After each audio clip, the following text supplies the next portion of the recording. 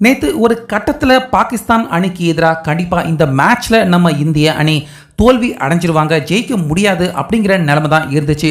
ஆனால் ஜஸ்பிரீத் பும்ரா 15வது ஓவரில் அவர் வீசின ஸ்பெல், அதே போல் 19வது ஓவர், இந்த 2 மேஜிக் ஓவரால் தோக்க இருந்த இந்த மேட்ச்சில் நம்ம இந்தியா தற்போது வெறும் 6 ரன் தான், 6 ரன் வித்தியாசத்தில் வெற்றி பெற்று தற்போது சூப்பர் 8 சுற்றுக்கும் நம்ம இந்தியா அஃபிஷியலாகவே முன்னேறி இருக்காங்க.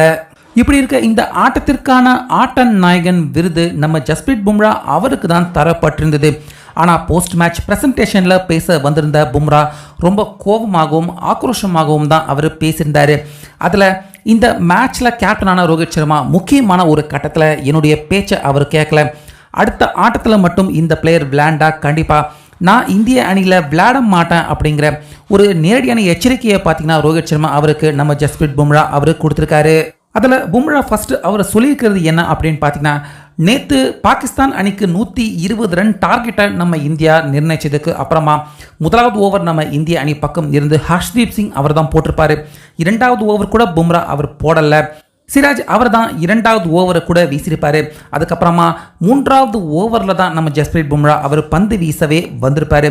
இப்படி இருக்க முதலாவது ஓவரே நான் பந்து போடுறேன், கண்டிப்பாக ரன் கம்மியாக இருக்குது அப்படிங்கிறதால முதலாவது ஓவரில் இருந்தே அட்டாக்கிங் போலிங்கை வெளிப்படுத்தினா தான் விக்கெட் எடுக்க முடியும், அதனால் ஃபஸ்ட்டு ஓவரில் இருந்தே நான் பந்து போடுறேன் அப்படின்னு தான் ரோஹித் சர்மா அவர்கிட்ட கேட்டதாகவும், ஆனால் ரோஹித் சர்மா வேண்டாம், ஃபஸ்ட்டு ஹர்ஷ்தீப் சிங் சிராஜ் இவங்க போட்டு முடிக்கட்டும், பவர் பிளே முடிகிற நேரத்தில் உங்களுக்கு போலிங் தரேன் அப்படிங்கிற மாதிரி ரோஹித் சர்மா தான் சொன்ன யோசனையை அவர் நிராகரித்தார் அப்படின்னு போஸ்ட் மேட்ச்சில் வெளிப்படையாகவே ரோஹித் சர்மா அவர் மேலே பும்ரா இப்படி சொன்னதை அவர் குற்றம் சாட்டியிருந்தார்.